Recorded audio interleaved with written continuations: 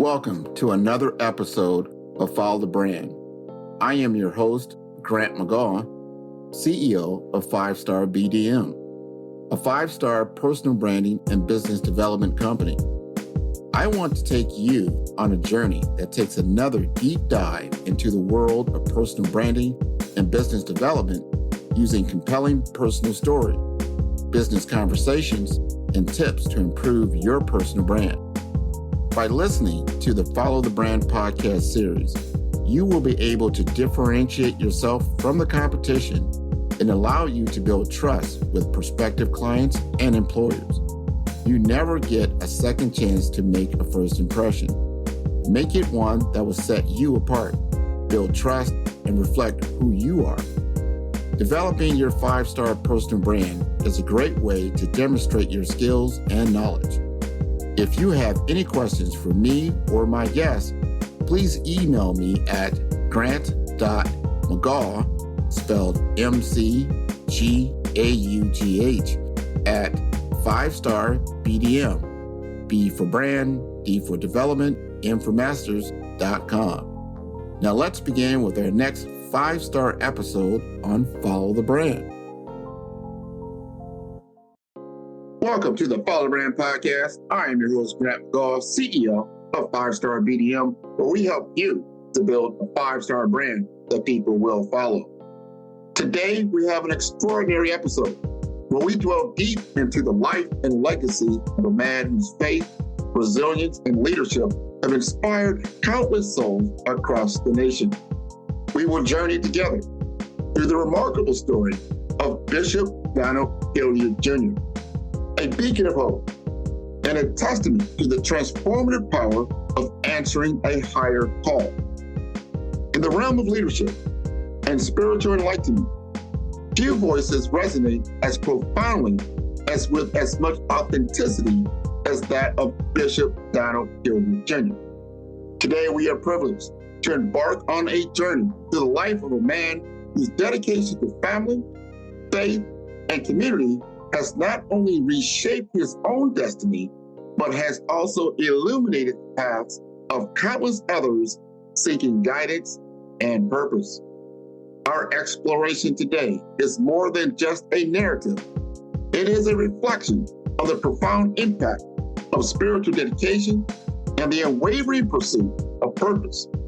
From his early days, contemplating a career in law, to a profound spiritual awakening that would dramatically alter his path, Bishop Hilliard's life is a vivid illustration of divine calling and the courage to follow it. As we uncover the layers of Bishop Hilliard's journey, you'll hear of his Damascus Road moment, a pivotal experience that not only defined his vocation, but also ignited a deep-seated passion for ministry and community leadership. His story is a powerful reminder of the resilience required to navigate the complexities of modern ministry and the personal trials that test our faith and fortitude. But this episode is not just about the challenges. It's also about a celebration of the joys and triumphs that come with a life dedicated to service, family, and spiritual growth. Bishop Hilliard's insight into balancing leadership with self-care, nurturing family bonds, and building a community are invaluable lessons for us all, regardless of our faith or profession. So as we embark on this journey together, let's open our hearts and minds to the wisdom and experiences shared by Bishop Hilliard Jr. Through his story, we are reminded of the importance of hope, the necessity of resilience, and the unending grace that guides us through life's crossroads. Thank you for joining me as we delve into the inspiring life of Bishop Donald Hilliard Jr. on the Follow Brand podcast, where we are building a 5-star brand that you can follow.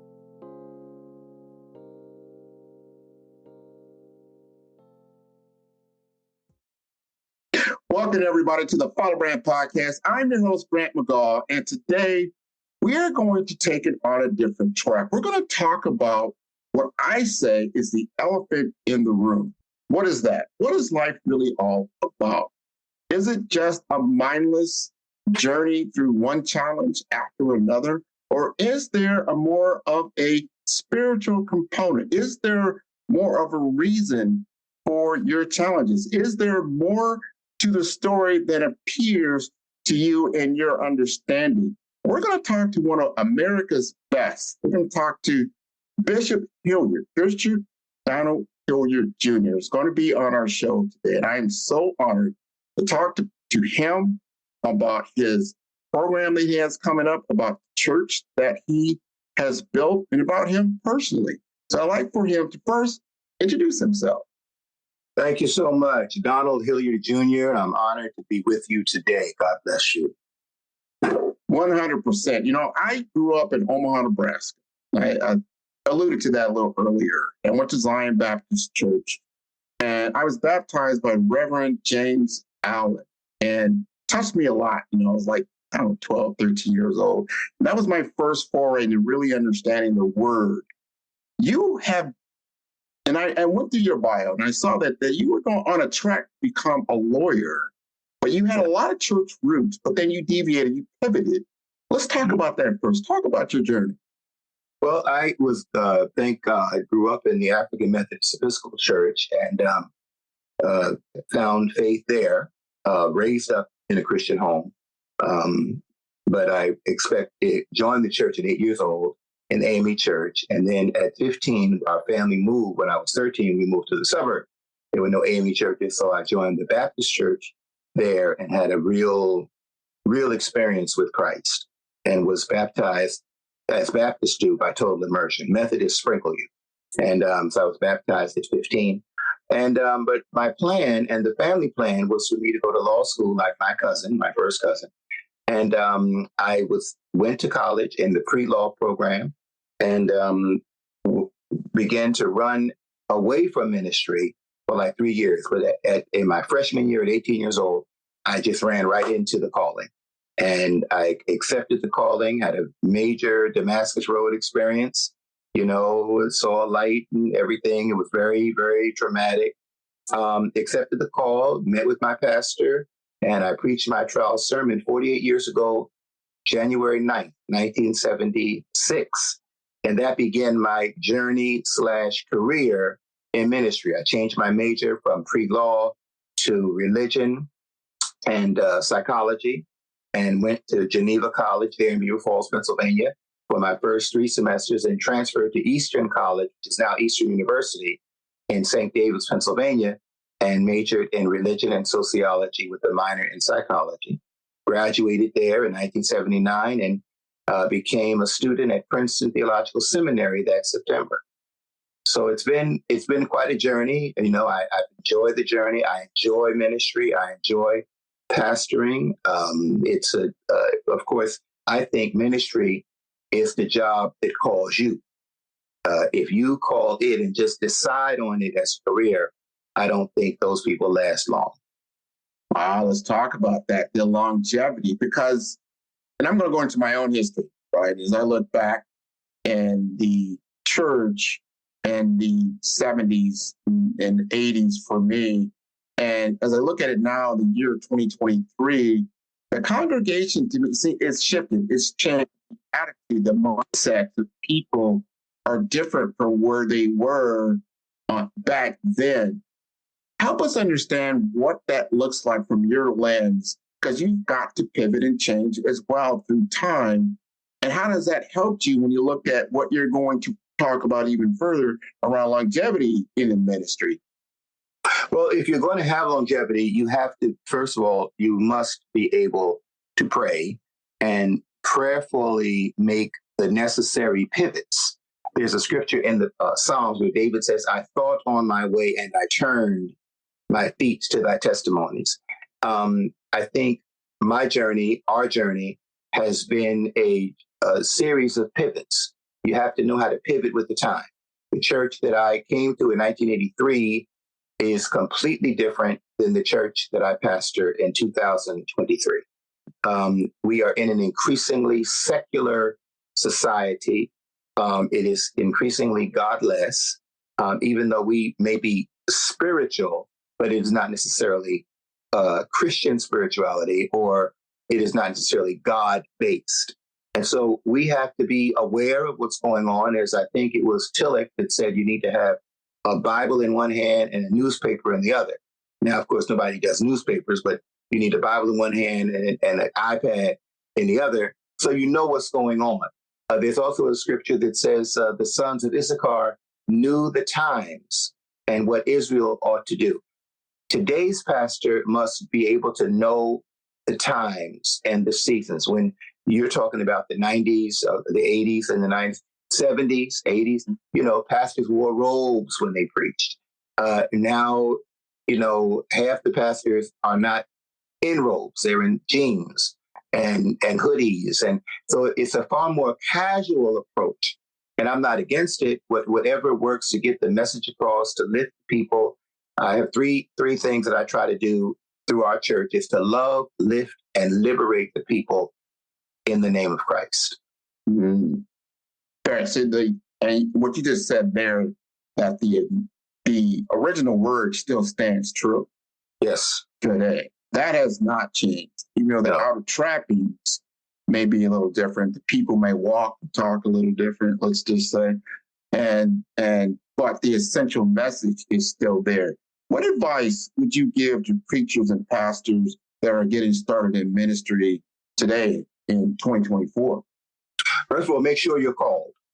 Because if you do not have a real call, where you can literally say, this happened, I know, that old Negro spiritualist said, I know the Lord, I know the Lord, I know the Lord has laid his hands on me. You need to know that the Lord laid his hands on you, or you will not last.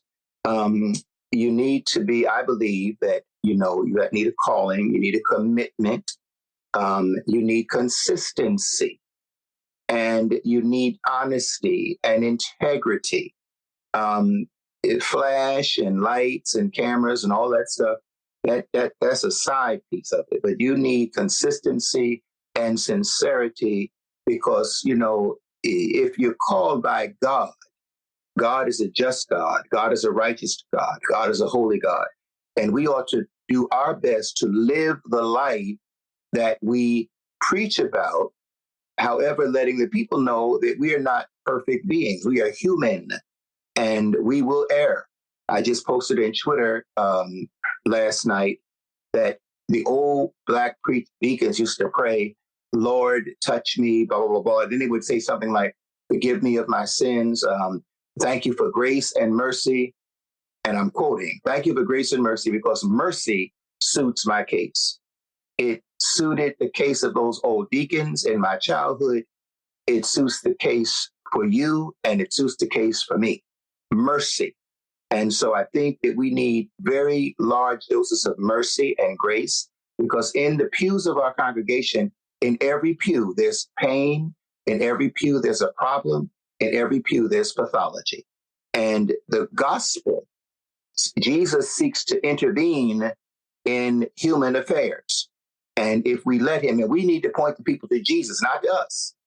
Point the people to Jesus and not to us. Wise words indeed.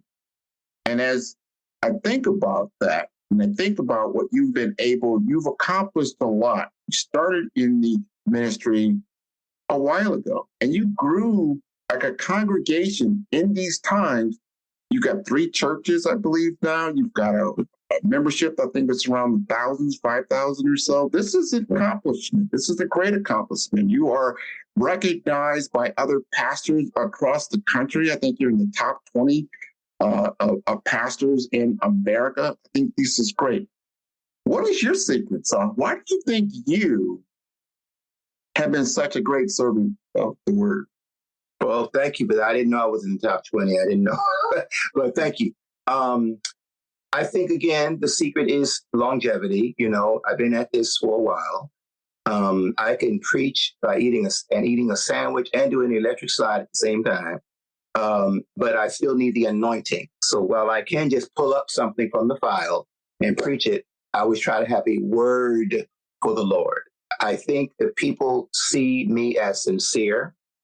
They see me as having integrity. And I think, they see me as a learned man. I didn't just wake up and put some oil on my head and go out and preach. I've been trained. I've been to school. I was a student of Dr. Samuel DeWitt, the late Dr. Samuel DeWitt Proctor. I was a mentee of his in his doctoral program. I've taught seminary. I've taught college. I'm an author of 14 books. And all of these things are accomplishments. But if the people don't sense your sincerity, they're not going to follow. And one of the things I want to say tonight in our service tonight is that this is teamwork. Jesus sent them out 2 by 2. And so, yes, I've done, but with the help of God, a lot has occurred, but it's all a team effort. I've always had good parents, may they rest in peace. I've had a good family network, my uncles, my aunts, my precious mother and my father, and now my wife and my children. The network. I've got good leaders that have undergirded me. And those old leaders that when I came to the church that supported me, all of them are now in heaven.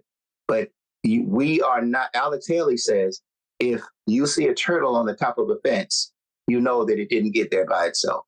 Somebody helped them. And so I give God praise. We've had a very blessed career. I could retire today if I wanted to. It's been a very blessed journey, but I enjoy what I do. Wow, that's very important. That it's you stressful. are a living testimony. Yes. Living testimony of that word. And I like that. Here we just got up, here today, most people, by the time they hear this, will be a little later. And it should be Black History Month. It will be. And then we just got up Martin Luther King Jr.'s his birthday and his recognition. And I hear what you're saying. He was an educated man. He was a learned man. He understood his calling. And that is how he preached his word. In today's world, we're in a similar, I wouldn't call it civil rights of the same type, but we are in cultural challenges that seem to have reverberated, reborn in a different way, but it's the same kind of cultural challenge and how we understand and love each other, or we want to divide one another. And it's important for us to understand where all this is coming from in a divisive world. And talk to us about having this type of resilience that it takes to walk this walk, to do what it takes. Because a lot of people don't, I talk about this a lot. So if you were back in the time of Christ and Jesus, those particular apostles, their lives were not easy. They were not simple lives. A lot of people, I think, feel like, all right, I've accepted the word of God. I got God in my life. I'm going to have it easy. I'm on easy street. I realize it's a challenge. It's a road.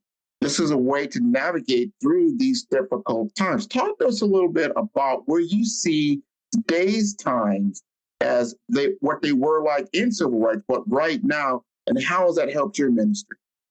Well, we are certainly the road that we are on. We are in a very dangerous time. Politically, we are in an election year, and it's not really looking, it's looking interesting. And this is an interesting road. The old song said, nobody told me that the road would be easy, but I don't believe he brought me this far to leave me. We need indeed resilience. We need push forward. We need a team. We need people that are going to push us forward to help us to be resilient as all those civil rights leaders, 99% of them are in heaven. They worked together. They prayed. They sought God. We need resources of refreshment to keep us keeping on. People used to say, keep on keeping on. We are in a very, and that has helped me. And then as a leader of predominantly Black people, I want to try to keep the people refreshed, to keep hope in their view, and to remind them that God is a God that opens doors and God closes some doors. And we need to be as thankful for the open door and as thankful for the closed door. The door sometimes is closed because God is protecting us. There is a door that is open because God is prospering and moving us and also protecting us. So he opens up the door to get us out of one season into another. I submit to you, brother, we're in a very unique season and we need to be aware. And that's one of the challenges. You cannot be a church person, a Christian, and leave your mind at the door. Mindless Christianity is not good. You need to bring your brain to church. You know, if the pastor is talking and he or she is not making sense, you have a right to say, that don't make no sense. I'm sorry. I know I'm not grammatically correct here, but that doesn't make any sense. The gospel may not make sense naturally, but ultimately your spirit knows it's making sense. And the Lord wants to transform our minds and to keep hope alive. You can live without water, you can live without food for a period of time, but you cannot live without hope for 3 seconds. You have got to have hope that I'm going to take this next breath, hope that I'm going to go forward, hope that I'm going to be blessed, hope that I can be lifted, hope that I don't live and die in this constant state of depression. Mm-hmm. I think you're probably getting ready to ask that, but I had a cardiac arrest August 17th, 5 months ago, Thursday. I had a cardiac arrest. My heart flatlined. I had an interior defibrillator put in last October, a year ago, 2022. I had a defibrillator put in. I had a heart attack 2023, and the defibrillator, shocked me back, lifted me off the bed, shocked me back. And so I don't know how much time I have left, but the time I have left, I want to live it for God. I want to die with my boots on. I want to go forward in the name of the Lord. Ready to elevate your brand with 5-star impact? Welcome to the Follow Brand Podcast, your gateway to exceptional personal growth and innovative business strategies. Join me as I unveil the insider strategies of industry pioneers and branding experts. Discover how to supercharge your business development, harness the power of AI for growth, and sculpt a personal brand that stands out in the crowd. Transform ambition into achievement.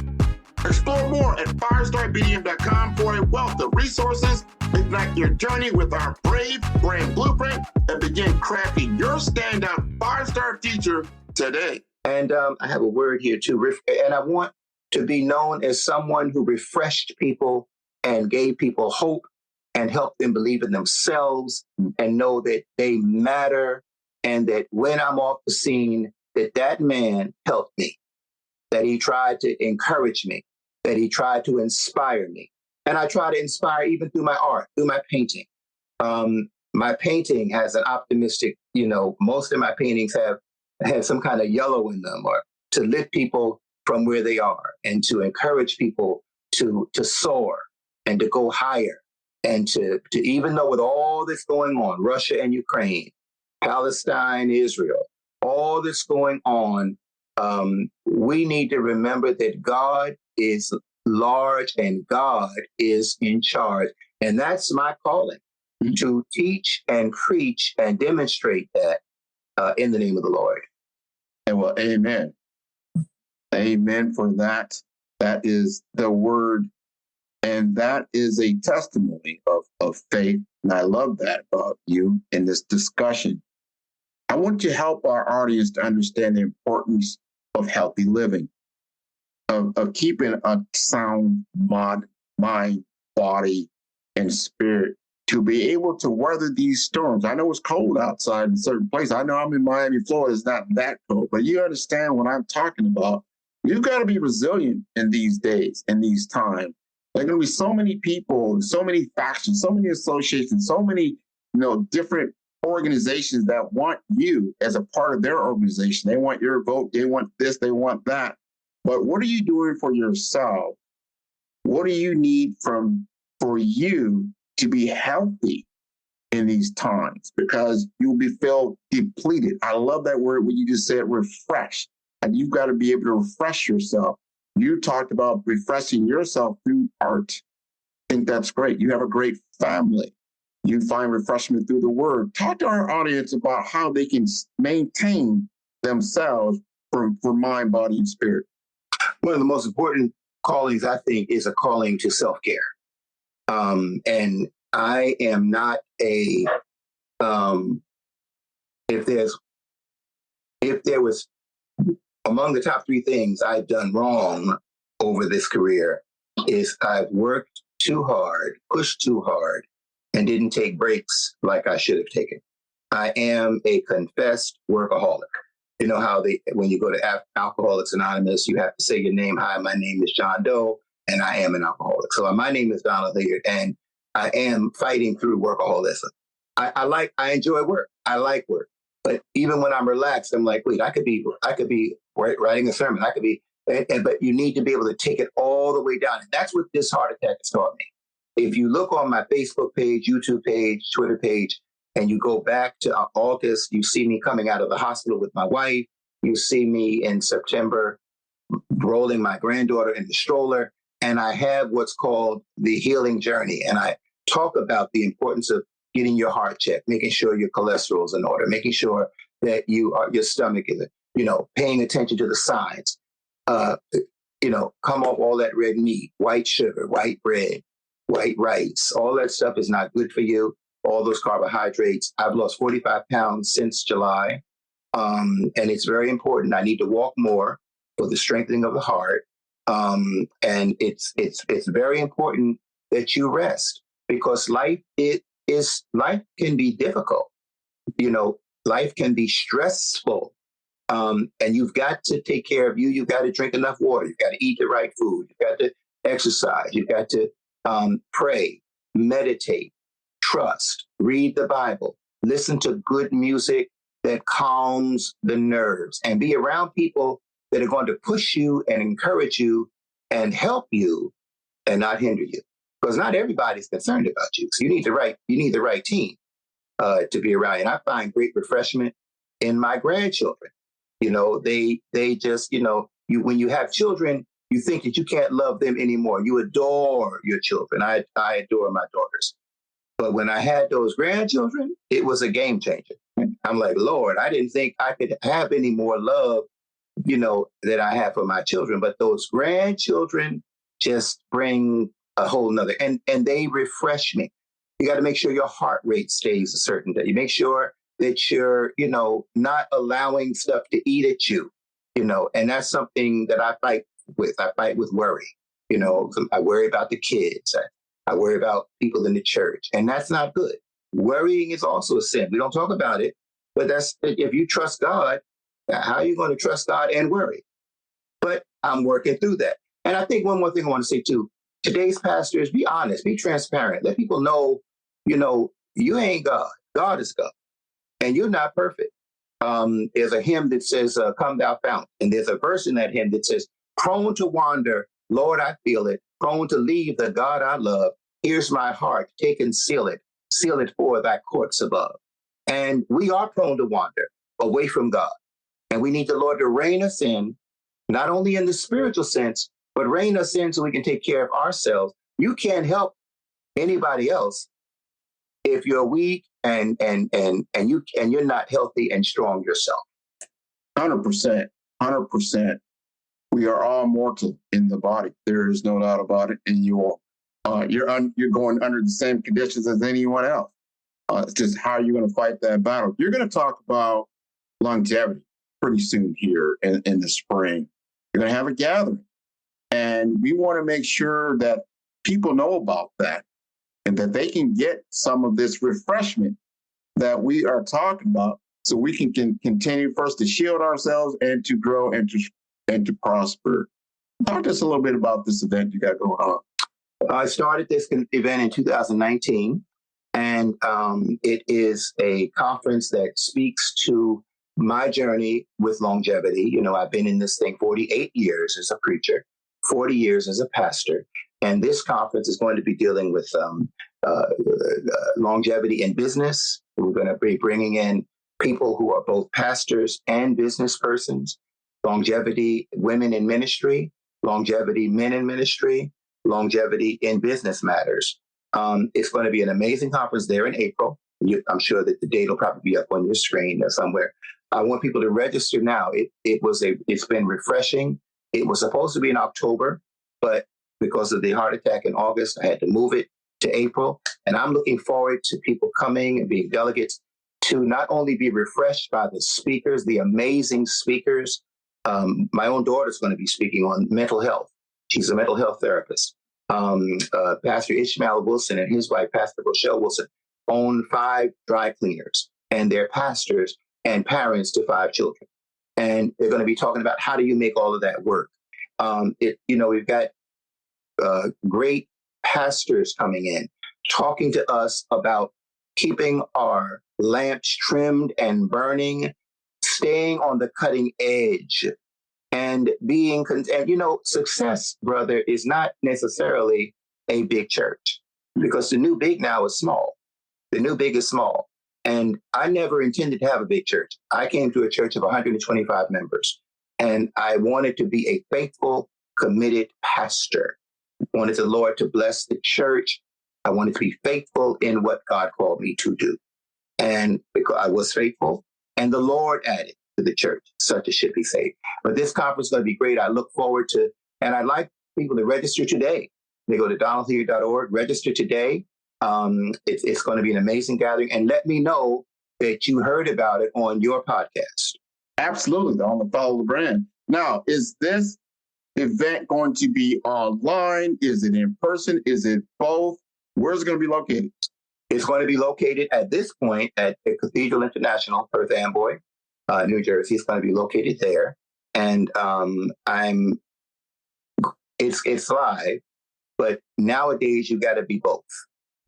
You've got to be live and online. So we are not sure how that's going to happen, but my team is going to worry about that. But we'll be live and online. I mean, people normally say, well, if you tell the people you're going to also be online, they'll just be online and won't be there.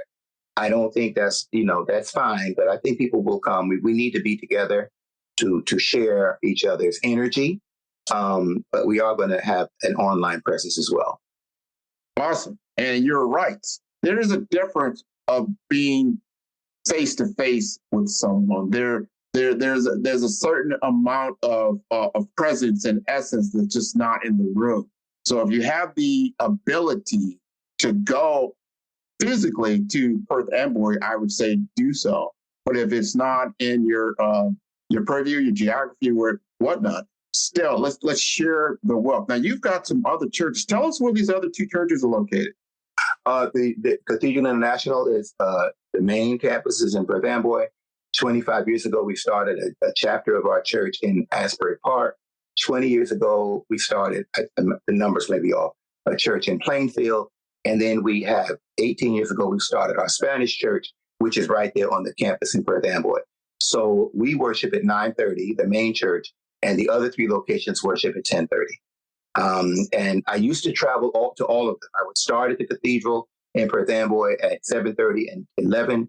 And then I'd get in the car and be driven to Asbury Park for the 2:00 service. Then I'd get in the car and be taken to Plainfield, and I would preach that service. But then it just became unrealistic for me physically to be able to maintain that. So I have staff pastors who are on the spot, and they're preaching and they're pastoring the people. That is awesome. That shows your tenacity and the drive that you have, but also the ability to teach others. It's all about you. We've got to give back. We've got to prepare this next generation to inherit the mantle and be able to carry the works forward. And that's important. Now, I'm going to leave you one more question. And it's not really a question. It's just a testament a little bit.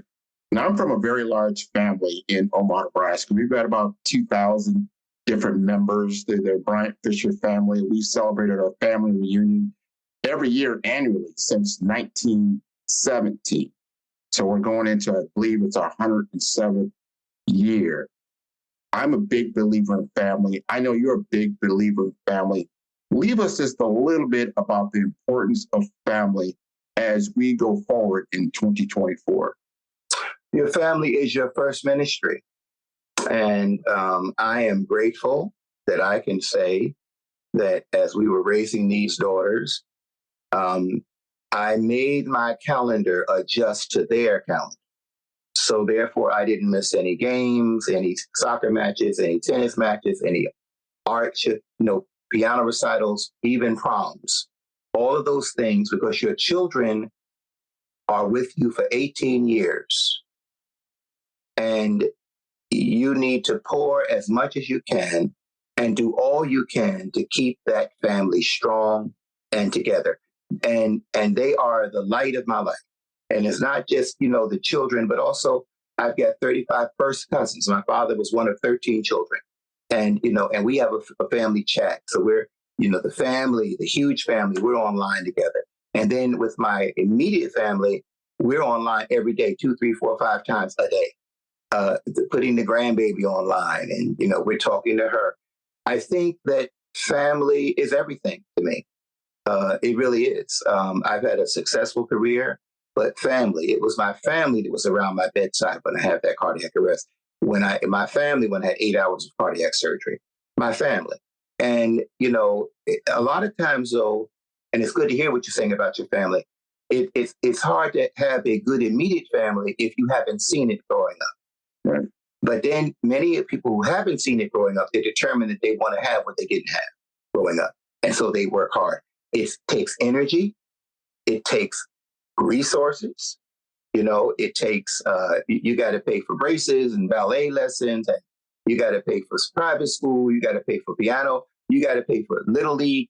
You got to do all of it. But the most important thing is sitting around that table every night, consistently, breakfast around that table, taking those kids to school. I think that, and I miss it, quite frankly. A lot of my friends, they love being an empty nester. I don't. I would love to have, I am happiest when my family is around me.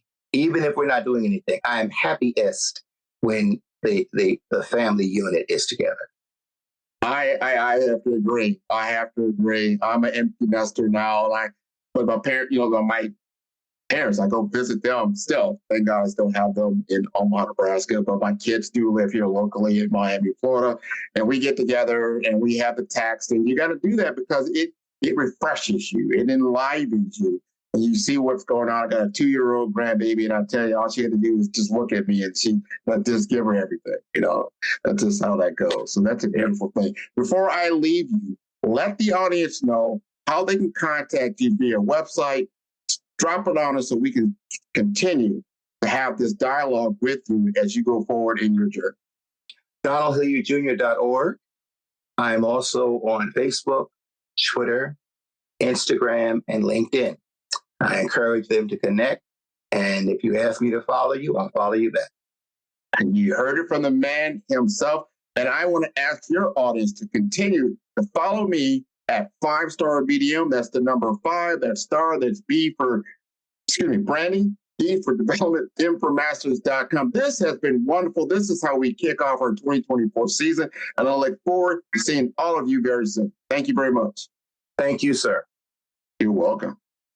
Thanks for joining us on the Follow Brand Podcast. Big thanks to Full Effect Productions for their incredible support on each and every episode. Now the journey continues on our YouTube channel, Follow Brand TV series. Dive into exclusive interviews, extended content, and bonus insights that will fuel your success. Subscribe now and be a part of our growing community, sharing and learning together. Explore, engage, and elevate at Follow Brand TV series on YouTube. Stay connected, stay inspired. Till next time, we will continue building a 5-star brand that you can follow.